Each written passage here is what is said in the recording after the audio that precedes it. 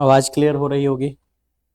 है गाइस, तो फिर से स्वागत है आपका चैलेंजेस यूनिक क्लासेस के यूट्यूब प्लेटफॉर्म पे। और आज हम आपके लिए लेकर आए गए हैं क्रैश कोर्स का पहला दिन, जिसमें हम आपको ऑब्जेक्टिव फिजिक्स का ऑब्जेक्टिव करवाएंगे। आगे मैथमेटिक्स की, केमिस्ट्री की, इंग्लिश की और हिंदी की भी ऑब्जेक्टिव होने वाली है।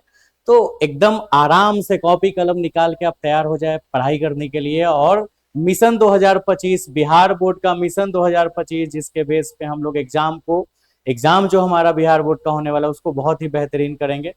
फिलहाल ये हमारा हिंदी मीडियम के लिए हिंदी मीडियम के बच्चों के लिए वीडियो लॉन्च हो रहा है। अगला जो वीडियो होगा वो इंग्लिश मीडियम के लिए भी होगा, लेकिन अभी ये हिंदी मीडियम के लिए होगा। तो चलो, मिशन 2025 बिहार बोर्ड का जो एग्जाम होने वाला है इसको एकदम बहुत बेहतर करना है। तो शुरुआत करते हैं। सबसे पहला क्वेश्चन इलेक्ट्रोस्टैटिक्स का क्वेश्चन करेंगे। फिलहाल कॉपी कलम लेकर स्टार्ट हो जाइए, नोट करना होगा। हालांकि जो टॉपिक हम आपको पढ़ाएंगे उसका पीडीएफ तो ग्रुप में जाएगा, आप व्हाट्सएप ग्रुप में आप मेरे साथ जुड़ सकते हैं। हम आपको नंबर दे देंगे लास्ट में। उसके अलावा इस वीडियो के लिंक को आप अपने स्टेटस में या इंस्टाग्राम फेसबुक स्टोरी पे शेयर कर दे, जिससे कि बाकी बच्चों को भी मिल सके और बिहार में जितने भी बच्चे हैं वो बेहतर मार्क्स ला सके। तो चलो शुरुआत करते हैं। सबसे पहला जो क्वेश्चन हमारा आज आने वाला है, ठीक है, देखिए वो क्वेश्चन है कूलम बल। ठीक है, कूलम बल है। कूलम बल है, क्या है भाई कूलम बल? तो सबसे पहले हम लोग ये समझ लेते हैं, ये जो कूलम बल है ना, कूलम बल को हम लोग विद्युत बल या फिर वैद्युत बल के नाम से भी जानते हैं। विद्युत बल या फिर वैद्युत बल बोल सकते हैं, या फिर उसको कूलम बल बोल सकते हैं। एक वैज्ञानिक थे जिनका नाम था CA coulomb, Charles Augustin coulomb नाम के एक वैज्ञानिक थे, जिन्होंने आवेश के बारे में, विद्युत बल के बारे में एक थ्योरी दिया था, है ना। तो उनके नाम पे एक बल, इस बल का नाम रखा गया है विद्युत बल का, जिसका नाम है कूलम बल। यानी कूलम बल ही विद्युत बल के नियमों को दिए थे, जिसके कारण से उन्हीं के सम्मान में विद्युत बल को कूलम बल नाम रख दिया गया है। साथ में यह कौन सा बल है भाई? विद्युत बल कौन सा बल है? केंद्रीय बल है, विद्युत बल है, कि ये दोनों है, केंद्रीय बल और विद्युत बल दोनों, या फिर इनमें से कोई ऑप्शन नहीं है? तो बहुत ध्यान से देखिए, नॉर्मल सी बात है, कूलम बल को विद्युत बल तो बोलते हैं, तो ये ऑप्शन तो होगा ही। साथ में ये केंद्रीय बल भी है, केंद्रीय बल भी है। ये क्लास टाइम हमने पढ़ाया था, बाकी हम आपको डिटेल आपको ऑफलाइन क्लास में करवा देंगे। तो विद्युत बल और केंद्रीय बल दोनों है, तो यहाँ की जो आंसर होगी वो सी होगी। फिलहाल क्वेश्चन इंग्लिश में भी लिखा हुआ है, लेकिन आपको इंग्लिश के क्वेश्चन पे ध्यान नहीं देना, हिंदी पे ध्यान देना। इंग्लिश मीडियम वाले इंग्लिश वाले क्वेश्चन पे ध्यान देंगे। तो चलो हम लोग नेक्स्ट क्वेश्चन में चलते हैं। और क्वेश्चन है अब आपके सामने, ये क्वेश्चन थोड़ा सा छोटा हो रहा है, रह गया थोड़ा, इसे हम बड़ा कर दे। देखिए, तो उम्मीद है ये क्वेश्चन आपको दिख रहा होगा। ठीक है, एक मिनट थोड़ा क्लियर हो जाने दीजिए।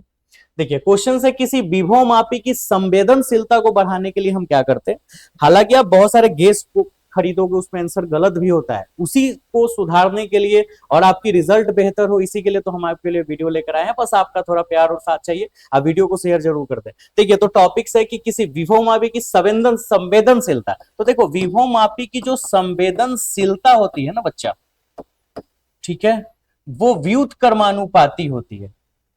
ठीक है, किसके व्युत्क्रमानुपाती होती है? तो विभव प्रवणता के, विभव यहाँ पे जगह नहीं, नीचे लिख देते हैं, विभव प्रवणता के व्युत्क्रमानुपाती होती है। ठीक है, और आपने विभव प्रवणता पढ़ा था dy by dv by dx, dv by dx, यही विभव प्रवणता था, आपको याद होगा, है ना। और एक्स को अगर हम ऊपर ले जाएं और नीचे डीवी, ठीक है, और फिलहाल इधर संवेदनशीलता है, सेंसिटिविटी इसको बोलते हैं।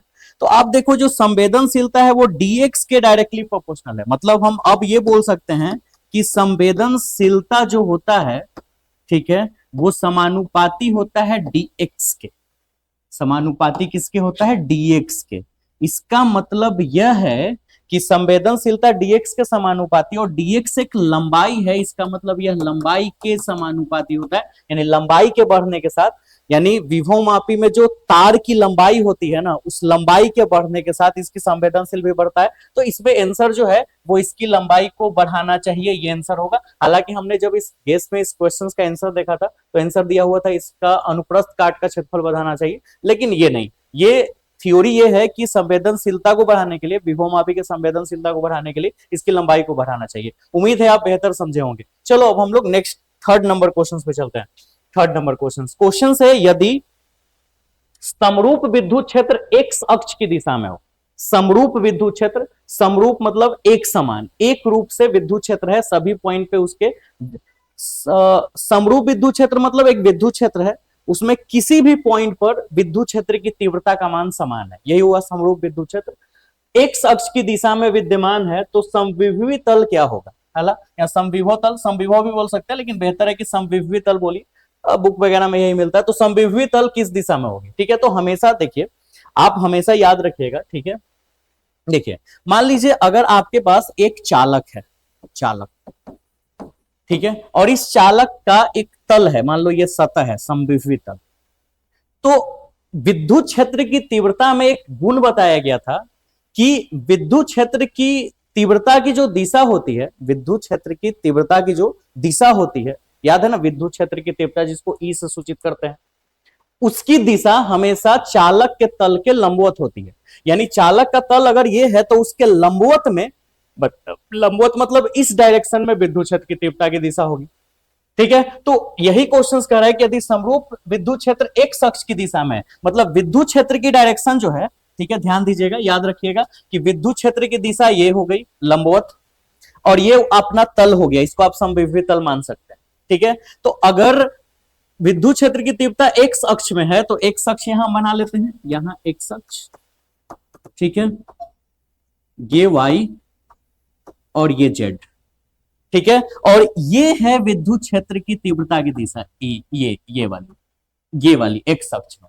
तो समविभवी तल का क्या होगा, तो समविभवी तल के ये लंबवत होना चाहिए, मतलब कि समविभवी तल ये होगा, ये तल मतलब एक सतह बनाओगे, ये जेड है यहाँ पे, ठीक है, ये जेड है, तो ये एक तल बनाओगे और इस तल के लंबवत में ये एक्स अक्ष बनेगा जो कि विद्युत क्षेत्र की दिशा है, यानी यहाँ पे 90 डिग्री आपका फॉर्म हो पाएगा।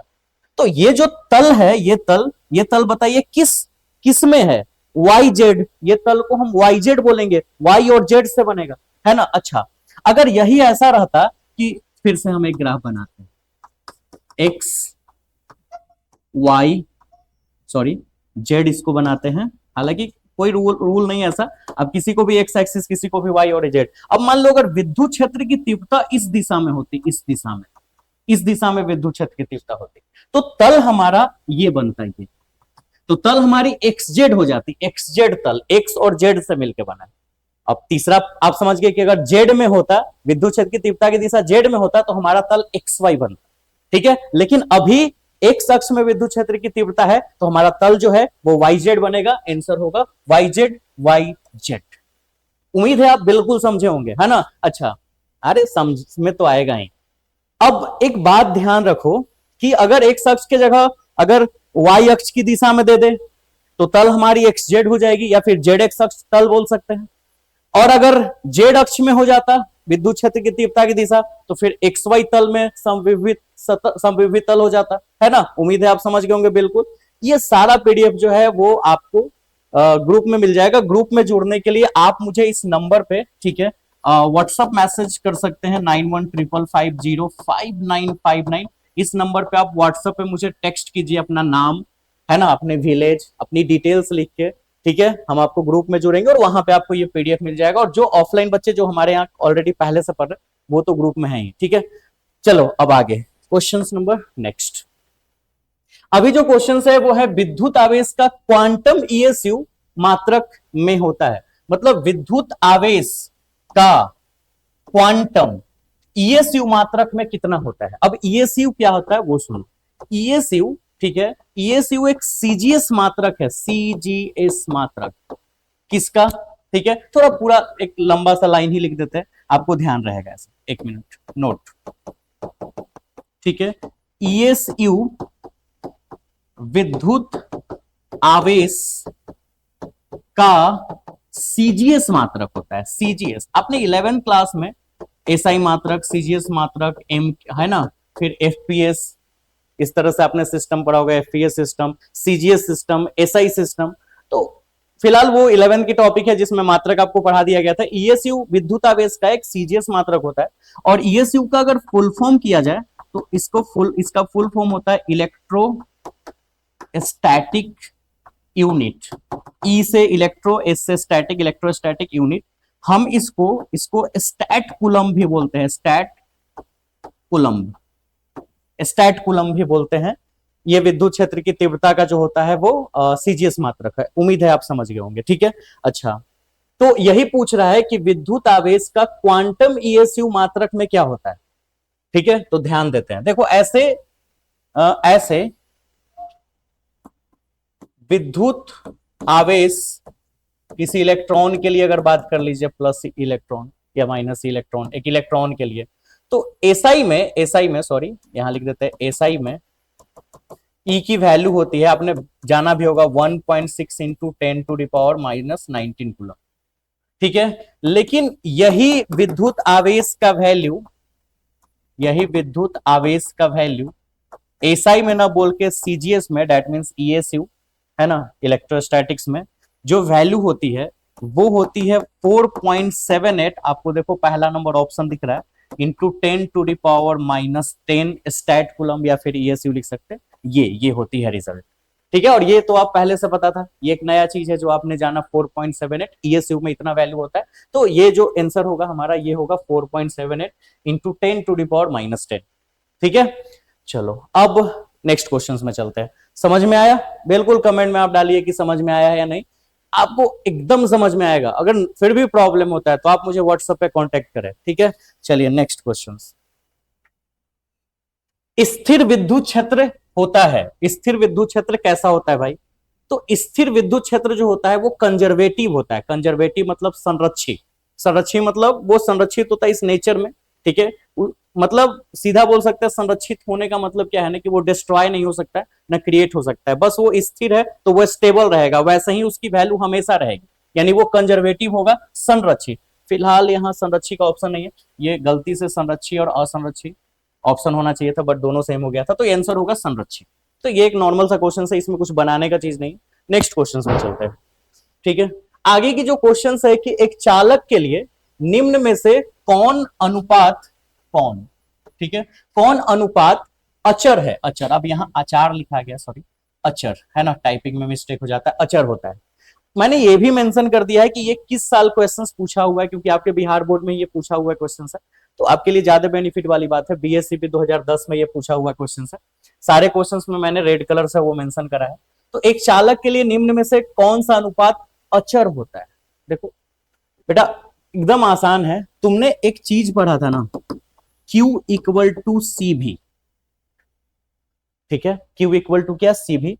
अब ये पूरा एक्सप्लेन करें तो आपने पढ़ा था क्या, कि अगर हम किसी भी चालक को अगर धन आवेश देते हैं, किसी भी चालक को अगर धन आवेश देते हैं तो उसका विभव बढ़ता है, यानी जितना धन आवेश देंगे उसका विभव उतना ही बढ़ेगा। तो Q समानुपाती भी, और इसको हम इक्वल के रूप में बदलेंगे तो यहाँ पे एक कांस्टेंट आता था जिसका नाम, इस C का नाम जो था, ठीक है, इसको हम लोग, अच्छा आगे इसका नाम लिखते हैं, पहले थोड़ा सा और आगे लिख लें, तो C की वैल्यू जो हो जाएगी Q/V, जहां C एक कांस्टेंट था, ठीक है, और इसको धारिता कहते थे, धारिता, कैपेसिटेंस, और ये कांस्टेंट वैल्यू है, नियत यानी अचर भी बोल सकते हैं, कांस्टेंट बोलो या फिर अचर बोलो या फिर नियत बोल दो, कुछ भी बोल लो, ठीक है। तो बताओ कि ये जो कांस्टेंट है वो किसका किसका रेशियो है? तो Q और V का, Q क्या है, आवेश, विद्युत आवेश, कुल आवेश या विद्युत आवेश कुछ भी बोलो, और V क्या है, विद्युत विभव, हमने शॉर्ट में लिख दिया आवेश और विभव। तो आवेश डिवाइडेड बाय विभव, ऐसा ऑप्शन आपको ढूंढना है, तो आवेश बाय विभव ये ऑप्शन ए ही है। तो ये इस क्वेश्चन का सॉल्यूशन है, ठीक है। पीडीएफ आप ग्रुप से उतारेंगे सारे अच्छे तरीके से, अभी फिलहाल आप देखेंगे। अब आगे क्वेश्चन नंबर, और ये सब बहुत इंपॉर्टेंट क्वेश्चन है आपके एग्जाम में, ये डायरेक्ट आने वाला क्वेश्चन है, तो बहुत ध्यान से पढ़ना है और याद भी करके रखना है, ठीक है। फिर टेस्ट भी देंगे, ऑनलाइन टेस्ट भी होगा, जो बच्चे मेरे यहाँ ऑफलाइन क्लास नहीं करते उनके लिए ऑनलाइन टेस्ट की व्यवस्था होगी एप्स पे, ठीक है। ये जो नीचे फ्लैश कर रहा है ये हमारे ऐप का नाम है, इस ऐप को आप डाउनलोड करके और आप टेस्ट भी दे सकते हैं, सारा कंडक्ट हो सकता है वहां पे, लाइव क्लास भी आप कर सकते हैं, ठीक है। तो अब देखिए नेक्स्ट क्वेश्चन है हमारे पास, क्वेश्चन नंबर 7। क्वेश्चन क्या है कि इनमें से कौन सी राशि अदिश है? कौन सी राशि अदिश है भाई? तो पहला ऑप्शन है आवेश, दूसरा ऑप्शन है धारिता, तीसरा ऑप्शन विभव, इनमें से सभी। ये 2010 की क्वेश्चंस पूछी गई है। देखो जितनी भी यहाँ पे नाम लिखी हुई है ना, सारा का सारा अदिश राशि। अदिश राशि किसको बोलते हैं? जिसको सिर्फ परिमाण द्वारा व्यक्त किया जाए, दिशा का नाम ही नहीं लेना इसमें, लेकिन सदिश होता तो परिमाण और दिशा दोनों पे व्यक्त करा जाता। ठीक है, तो फिलहाल आवेश एक अदिश राशि ही है, धारिता भी अदिश राशि है, विभव भी अदिश राशि है। जब आवेश पढ़ाया गया था, धारिता पढ़ाया गया, विभव पढ़ाया गया, तो सबके बारे में बताया गया कि सारे अदिश राशि है। तो इसका मतलब है कि यहाँ तीनों के तीनों ऑप्शन होंगे, तो इसलिए हम लोग यहाँ पे आंसर जो मारेंगे वो इनमें सभी मारेंगे। ठीक है, क्वेश्चन नंबर 7, इलेक्ट्रॉन की विशिष्ट आवेश क्या होती है भाई? तो पहले समझते हैं कि विशिष्ट आवेश होता क्या है ना? विशिष्ट आवेश होता क्या है? तो देखो, विशिष्ट आवेश होता है दो चीज का अनुपात। क्या क्या? तो किसी कण का या किसी पदार्थ का आवेश और द्रव्यमान का अनुपात। इसका मतलब हम ये बोल सकते हैं कि प्रति एकांक द्रव्यमान में किसी पदार्थ या कण की जो आवेश होती है प्रति एकांक द्रव्यमान में, फॉर एग्जाम्पल मान लो किसी वस्तु की द्रव्यमान m है और उसके कारण उसमें आवेश है q, तो एकांक द्रव्यमान में उसकी आवेश क्या होगी? q by m. तो इसी को विशिष्ट आवेश बोलते हैं, इंग्लिश में स्पेसिफिक चार्ज बोला जाता है। जहां q आवेश हो गया, m द्रव्यमान हो गया, यानी आवेश को डिवाइड कर देना है द्रव्यमान से, तो आवेश बटा द्रव्यमान, ये विशिष्ट आवेश होता है। अगर हम इसके एसआई मात्रक का अगर बात करें, ठीक है, तो आप देखो ये कुलम डिवाइडेड बाई मास, तो मास के लिए केजी, तो पर केजी हो जाएगा, कुलम पर केजी, इसका एसआई मात्रक होता है। वैल्यू कितनी होती है? तो भाई इलेक्ट्रॉन का पूछ रहा है ना, तो चलो इलेक्ट्रॉन का बनाते हैं। इलेक्ट्रॉन का आवेश होता है 1.6 इंटू 10⁻⁹ अब तुम सोच रहे हो कि सर तो गलती लिख दी है, माइनस में होता है, -1.6 इंटू 10⁻⁹ एग्जैक्टली माइनस में होती है, लेकिन अभी हम सिर्फ मैग्नीट्यूड पे बात कर रहे हैं, उसके नेचर पे बात नहीं कर रहे हैं कि वो पॉजिटिव होता है या फिर निगेटिव होता है। ठीक है, तो 1.6 इंटू 10⁻⁻19 कूलम, और द्रव्यमान का 9.11 इंटू 10⁻31 केजी। अब देखो तुम लोग तो बहुत तेज बन जाते होगे, मेरे से गलती हो जाती होगी, लेकिन बेटा गलती तो हुआ नहीं है मेरे से, है ना? तो खूब खुश हो जाते हो, अरे सर का तो गलती हो गया। तो कूलम पर केजी। अच्छा, इसको अगर सॉल्व करना है तो 10 के पावर -31 को ऊपर कर देते हैं और 10 के पावर -19 को नीचे कर देते हैं। तो 10 के पावर -31 ऊपर जाके 10 के पावर +31 हो जाएगा, और ये 10 के पावर +19। तो 31 से 19 को सब्ट्रैक्ट कर देंगे, कितना आ जाएगा? 12, है ना? 12, 10 के पावर 12। क्लियर है? और 1.6 को डिवाइड कर देते हैं 9.11 से। देखो बेटा, तुम्हारे सामने हम डिवाइड भी करके दिखाते हैं। 1.6 डिवाइडेड बाई 9.11, रिजल्ट इज 0.1756। उतना ही 4 डिजिट तक लिखते हैं, पूरा भी लिख सकते हैं लेकिन 4 डिजिट तक लिख लेते हैं। 0.1756, 0.1756। अब तुम्हें निकालना थोड़े है इतना बड़ा वैल्यू, तुम्हें तो बस याद रख लेना है, हम तुमको निकाल के दिखा रहे कि कैसे रिजल्ट आएगा। 0.1756। अब एक क्या काम करते हैं, इसके एक डेसिमल को, एक जीरो को यहां डाल देते हैं, तो डेसिमल पीछे जाएगा 1.756, और इसमें से एक जो है 10 में से एक जीरो कम जाएगा तो 11 बचेगा कूलम पर केजी। अब 1.756 को अप्रोक्सीमेटली 1.8 लिख सकते हैं, यानी लगभग, और 11 कूलम पर केजी। तो इस तरह से हमारा रिजल्ट हुआ 1.8 इंटू 10⁻11 कूलम पर केजी। और इस मुताबिक वैल्यू तो +11 आना चाहिए, यहाँ पे ऑप्शन गलत है, यहाँ पे +11। ठीक है, सामने हमने आपको निकाल के दिखाया सारा वैल्यू। ठीक है, अब देखो, अब आप हमको ये बात बताओ, इसमें आपने क्या क्या सीखा? एक तो आपने सीखा कि विशिष्ट आवेश क्या होता है। अगर आपसे कोई क्वेश्चन पूछ दे कि आवेश बटे द्रव्यमान क्या बताता है, तो विशिष्ट आवेश। कोई आपसे पूछ दे कि प्रति एकांक द्रव्यमान में आवेश का परिमाण का क्या कहलाता है, तो आप बताएंगे कि विशिष्ट आवेश, है ना? कोई आपसे पूछे कि विशिष्ट आवेश का एसआई मात्रक क्या होता है, कूलम पर केजी। कोई आपसे पूछे कि इलेक्ट्रॉन की विशिष्ट आवेश क्या होती है, तो इतना 1.8 इंटू 10⁻11 कूलम पर केजी। कोई आपसे पूछे कि प्रोटॉन की विशिष्ट आवेश क्या होती है, तो आप फिर प्रोटॉन पे आवेश तो इतना ही होता है, और उसके मास को नीचे रख लिख देंगे, है ना? प्रोटॉन का मास कितना होता है? 1.673 इंटू 10⁻⁻27 केजी। इतना लिख देना है, बस बात खत्म, है ना? ठीक है, और उसके बाद डिवाइड कर लेना है। न्यूट्रॉन का भी निकालना चाहो, लेकिन न्यूट्रॉन का कैसे निकलेगा? न्यूट्रॉन पे तो आवेश ही नहीं होता है, तो न्यूट्रॉन की विशिष्ट आवेश 0, क्योंकि आवेश बटा द्रव्यमान, न्यूट्रॉन की आवेश 0, तो 0 बाई द्रव्यमान, सीधे खत्म हो गया कहानी, 0 हो जाएगा रिजल्ट। लेकिन प्रोटॉन की होगी, प्रोटॉन का निकालना पड़ेगा। उम्मीद है आप समझ गए होंगे। ठीक है, नेक्स्ट क्वेश्चन में चलते हैं। अब देखो, एक कूलम आवेश कितना ESU के बराबर होता है ना? एक कूलम आवेश जो है वो कितना, एक मिनट, मुझे एक मैसेज आ रहा है तो मैं थोड़ा एक रिप्लाई कर लूं। उसके बाद मैं आपको बताता हूँ। 1 मिनट यार, वाइफ का ही मैसेज आ जाता, रिप्लाई नहीं देंगे फिर खाना नहीं मिलेगा, समझ लो तुम लोग।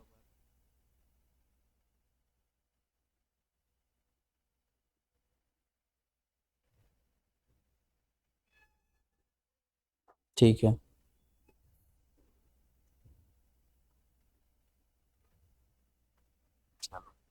चलो मैंने अपना अटेंडेंस बना लिया, ठीक है। अब आगे, अब एक कूलम आवेश बराबर कितना ईएसयू, ठीक है। तो एक कूलम आवेश किसके बराबर होता है, तो अभी हमने बताया ही था कि ये जो विद्युत आवेश भाई साहब है ना, विद्युत आवेश, ठीक है, इनका जो एसआई मात्रक होता है, एसआई यूनिट, एसआई मात्रक, वो होता है कूलम। कूलम शॉर्ट में सी लग लिया हमने। और सीजीएस मात्रक जो होता है, सीजीएस यूनिट, वो होता है electrostatic unit, that means stat coulomb. Stat, और शॉर्ट में स्टैट, और कूलम शॉर्ट में सी लिख देते हैं। 1 मिनट, ठीक है।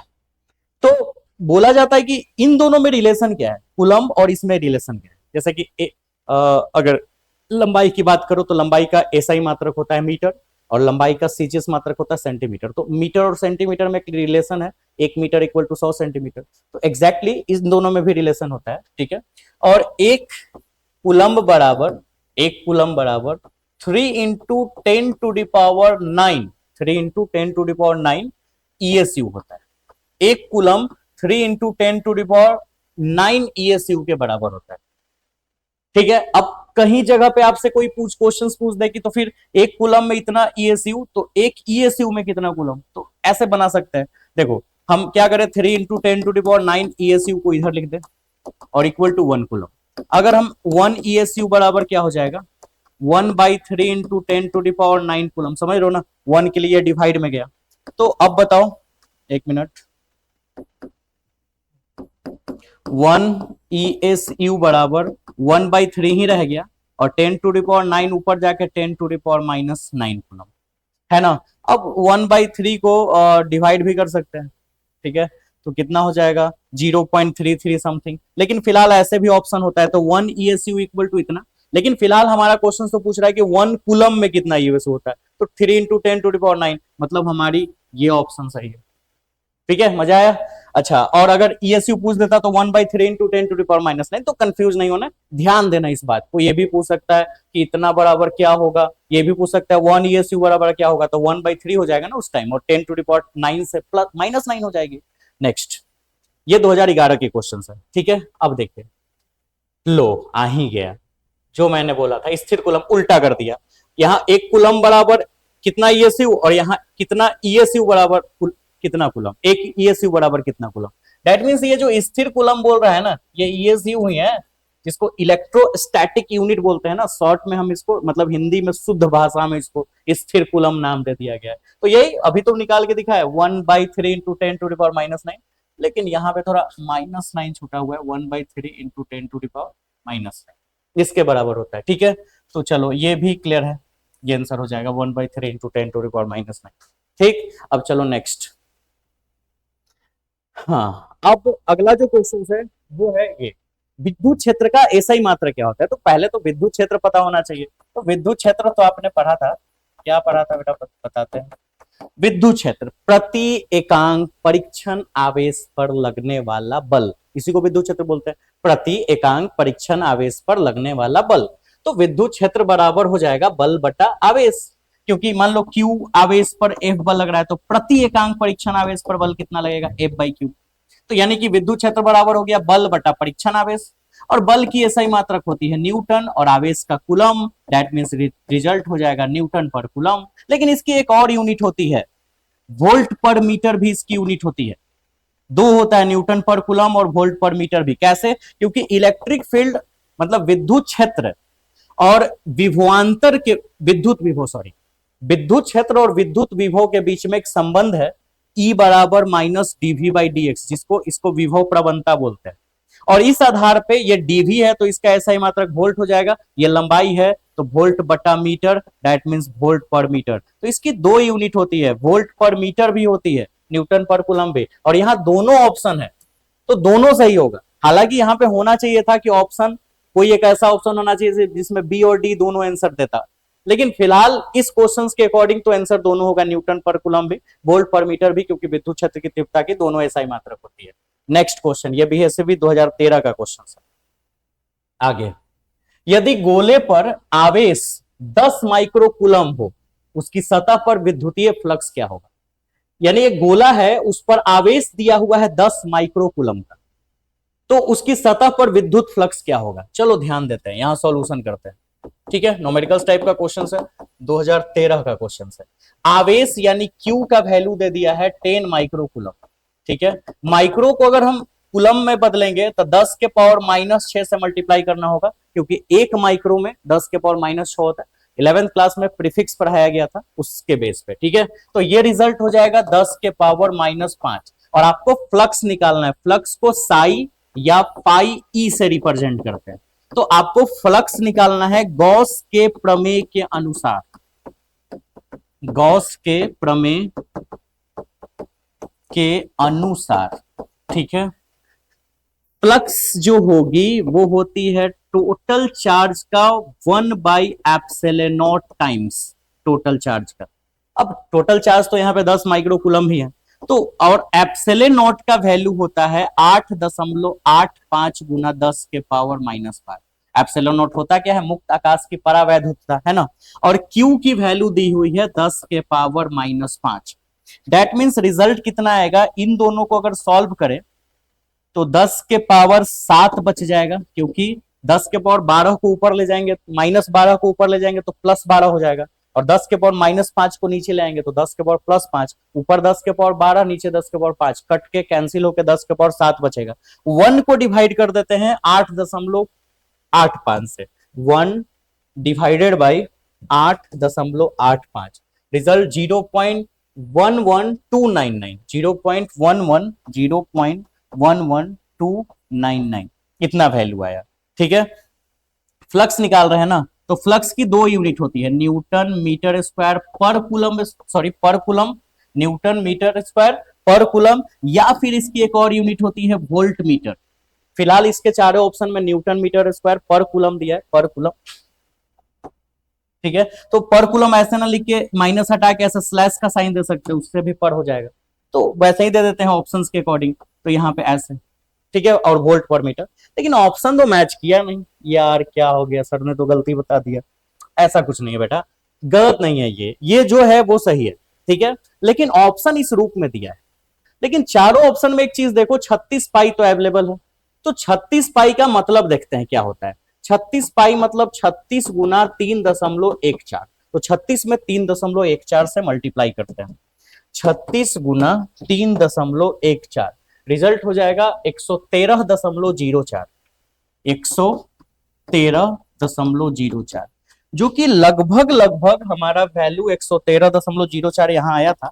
अगर हम दशमलव को एक अंक पीछे कर दे, 1.1299, तो यहां 10 के पावर 6 बच जाएगा न्यूटन मीटर स्क्वायर पर कूलम।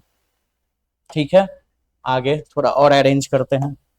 हम 1.1299 को 1.13 लिख ही सकते हैं, लिख सकते हैं 1.13, क्लियर है। और इनटू 10⁶ न्यूटन मीटर स्क्वायर पर कूलम। वहां देखो, यहां 1.13 आ रखा है, लेकिन यहां 113 आ रखा है। अब इसमें हम इसमें का कौन सा ऐसा टर्म्स ले जो उससे मैच कर जाए? सोचो क्या। तो एक और काम करते हैं, यहाँ 113 है ना, तो एक और काम कर लेते हैं, इसमें का 2 जीरो हटा देते हैं, तो 113 बन जाएगा। 2 जीरो इसमें डाल देंगे तो 113 हो जाएगा, और यहां 10 के पावर 4 बचेगा न्यूटन मीटर स्क्वायर पर कूलम।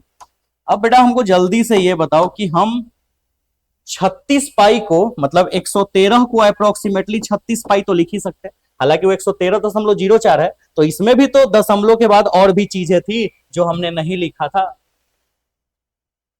ठीक है ना, मैंने मल्टीप्लाई और किया था, क्या था वो? एक मिनट, फिर से आजा बेटा, कटना मत ये।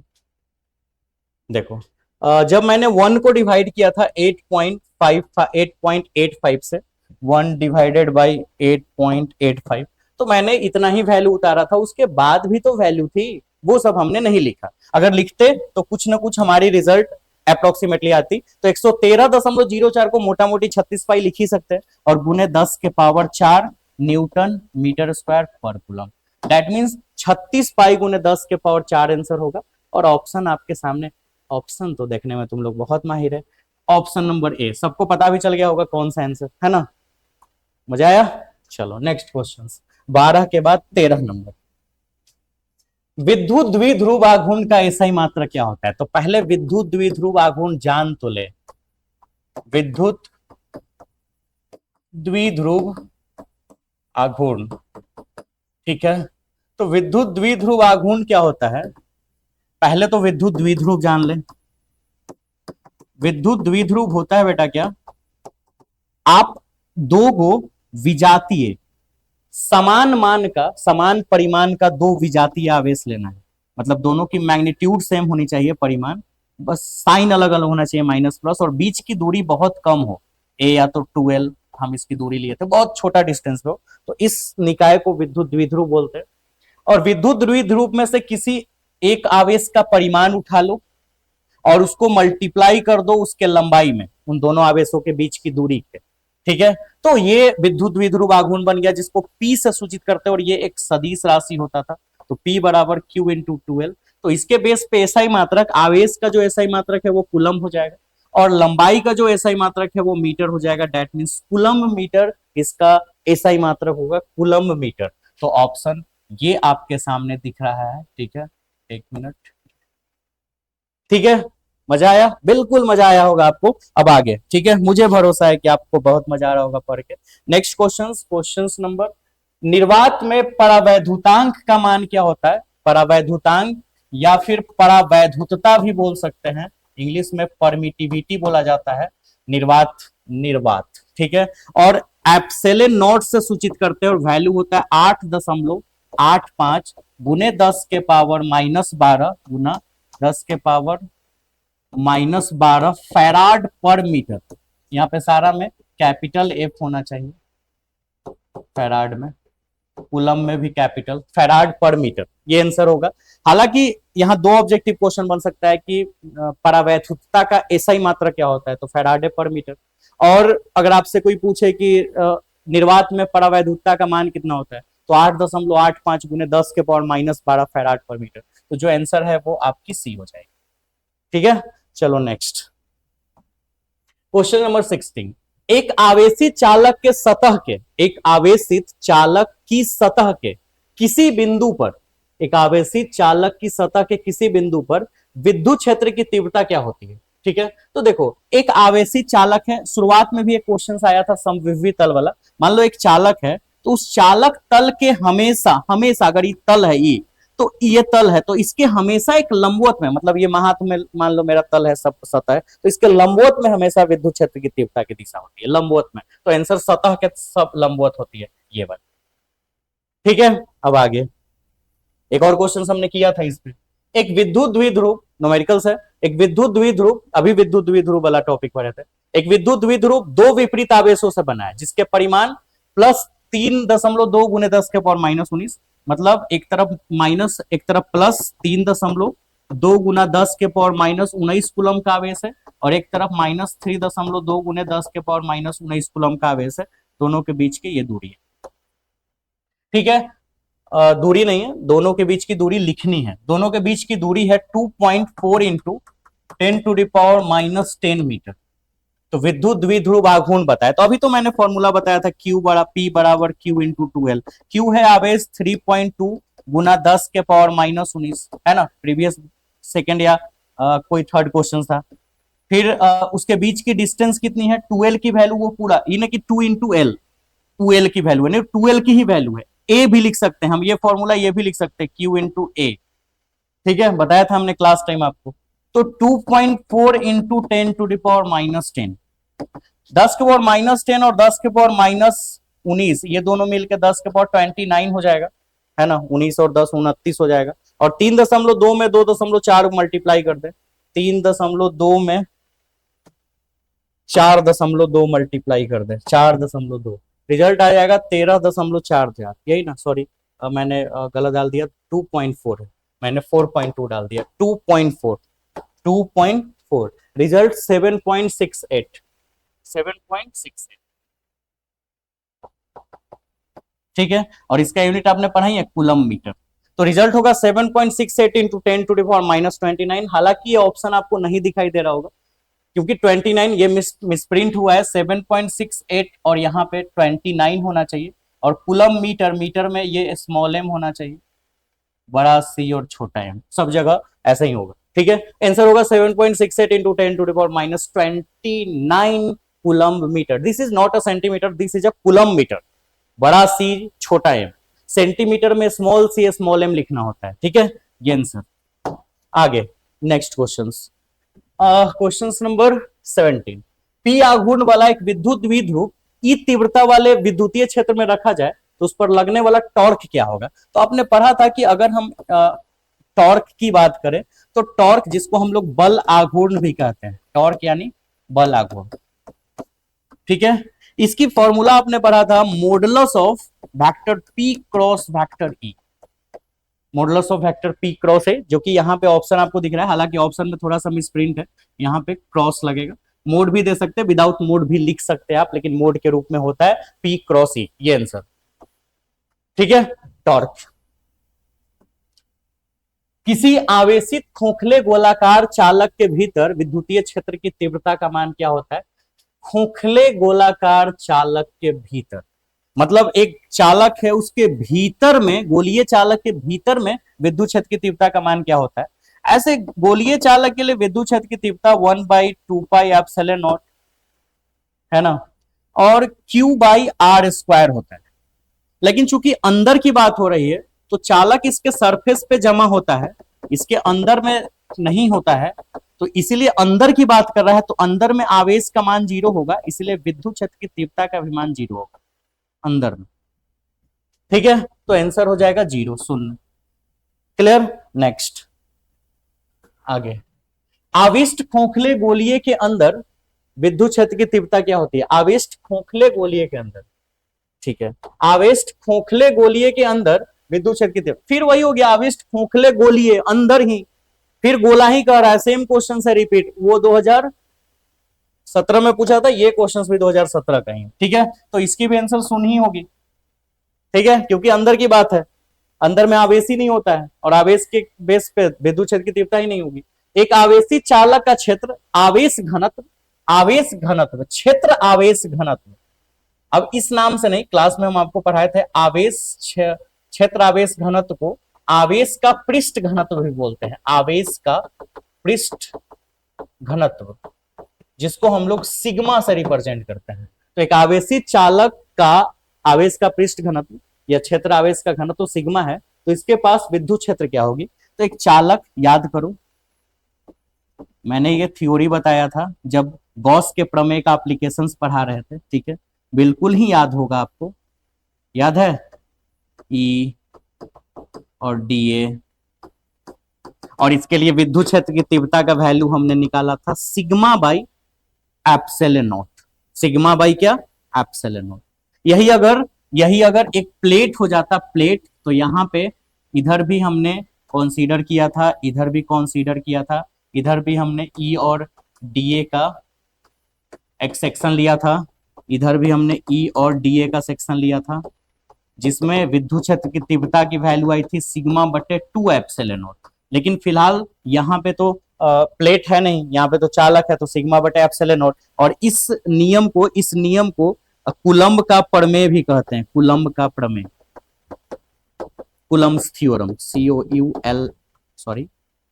COULOMBS, कूलम्ब्स थ्योरम के नाम से भी जानते हैं। तो हमारी आंसर होगी सिग्मा बाई एप्सिलॉन नॉट, ठीक है। चलो नेक्स्ट,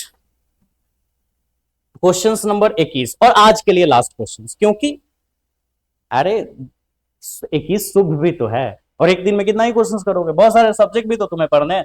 विद्युत क्षेत्र ई से लंबवत रखे विद्युत द्विध्रुव पी में, इस स्थिति में द्विध्रुव की, देखो एक विद्युत क्षेत्र ई है, लंबवत रखा गया है, किस भाई, विद्युत क्षेत्र ई है, लंबवत रखा गया है, किसको, तो विद्युत द्विध्रुव को रखा गया है, ठीक है, और इसकी आघूर्ण पी है। इस स्थिति में द्विध्रुव की स्थैतिक ऊर्जा 0 मान लेने पर, स्थैतिक ऊर्जा क्या मान लेने पर, शून्य मान लेने पर ई और पी के बीच थीटा कोण की स्थिति में द्विध्रुव की स्थैतिक ऊर्जा क्या होगी। देखो स्थैतिक ऊर्जा का जो सूत्र होता था ना, जैसे टॉर्क का आपने पढ़ा, पी क्रॉस ई मॉडुलस के रूप में, जिसको तोड़ के पी साइन थीटा होता था। यहां जो वर्क होता था वो होता था P one minus cos theta, और जो हमारी एनर्जी होती थी वो होती थी माइनस पी कॉस थीटा। तो इसी बेस पे टूटेगा, माइनस पी कॉस थीटा, क्या, माइनस पी कॉस थीटा। ठीक है, थोड़ा सा यहाँ पे क्वेश्चंस में मिसिंग लग रहा है, यहाँ पे बीच 0 डिग्री कोण की स्थिति में द्विध्रुव की स्थैतिक ऊर्जा निकालना होगा, यहां 0 ही होना चाहिए। ठीक है, तो इसके कारण से cos 0 डिग्री का वैल्यू 1 होता है, तो 1 में माइनस पी से मल्टीप्लाई कर देंगे तो रिजल्ट इज पी। स्थितिज ऊर्जा यानी स्थितिज ऊर्जा या स्थैतिज ऊर्जा का मान माइनस पी होगा, आंसर इज पी। ठीक है, मजा जरूर आया होगा। अगर आपने वीडियो को अभी तक शेयर नहीं किया है, लाइक नहीं किया और कमेंट नहीं किया, जरूर करें और शेयर जरूर करें अपने दोस्त के पास। जो भी दूसरे इंस्टीट्यूशंस में या कहीं भी पढ़ते हैं, उनको अगर एक प्रॉफिट मिल जाता है बच्चे को क्रैश कोर्स करने का, और उसके कारण से उसका रिजल्ट बेहतर आता है, तो वो आपका जरूर नाम लेंगे हमेशा। तो हम चाहते हैं, और आपका प्यार मेरे पे बना होना चाहिए, हम आपके लिए इतने मेहनत कर रहे हैं, तो आप वीडियो को शेयर करेंगे, हमारा चैनल ग्रोथ होगा, हम आपको और अच्छे से और भी बहुत सारे टॉपिक्स को पढ़ाएंगे। तो पर्सनली हम आपसे रिक्वेस्ट कर रहे हैं कि आप वीडियो को शेयर कर दें अपने स्टेटस में, जिससे बाकी लोगों के पास भी ये वीडियो पहुंचे। तब तक अपना ख्याल रखें, सारे चीज को अपने कॉपी में नोट करें। आप व्हाट्सएप ग्रुप में मेरे साथ जरूर जुड़ जाएं, नंबर है 9155055959। ठीक है, मेरा नाम है अंकित कुमार। अब मुझे आप अंकित सर बोल रहे, अंकित भैया बोल रहे, जो भी बोल रहे, ठीक है। आप इस नंबर पे मुझे व्हाट्सएप पे मुझे अपना नाम, विलेज, ठीक है, बैच का टाइमिंग नहीं, आप साथ में एक फोटो भेजें, ठीक है, क्लासेस बताएं कि किस क्लास में आप पढ़ते हैं। लाइव क्लास के लिए मेरे से जुड़े इस एप्लीकेशन पे जो यहाँ पे मेंशन हो रहा है, क्लासमीट ऐप के नाम से प्ले स्टोर पे आपको ये एप्लीकेशंस मिलेगा, जिसपे लाइव क्लासेस चलेगा। जल्द ही वो क्लास शुरू होने वाला है, अभी तुरंत ही, जिसमें आपको बेहतर से बेहतर पढ़ाया जाएगा। तो तब तक अपना ख्याल रखें, वीडियो को शेयर जरूर कर दे, और फिर मिलते हैं हम लोग नेक्स्ट वीडियो में। Bye bye.